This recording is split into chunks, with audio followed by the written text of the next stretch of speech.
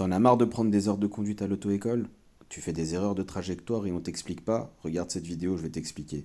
Ce que tu vois là, c'est le rétro de droite. Par manque de regard et d'évaluation dans ce rétro, tu fais des erreurs de trajectoire.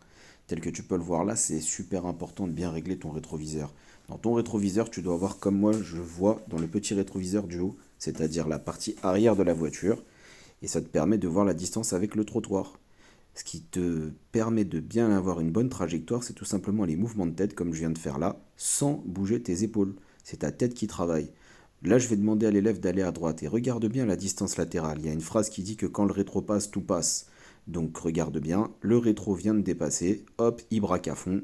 Tu vois la distance latérale avec le trottoir et comme tu peux le voir, eh bien on est toujours bien placé. Il y a plein de repères qui vont pouvoir t'aider aussi.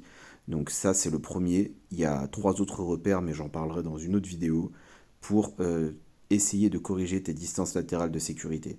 Donc n'oublie pas, bouge ta tête et un regard mobile et ça va bien se passer. Et évalue la distance latérale au rétroviseur puisque ce qu'il y a sur le côté dans le rétro, c'est aussi ce qu'il y a devant la voiture.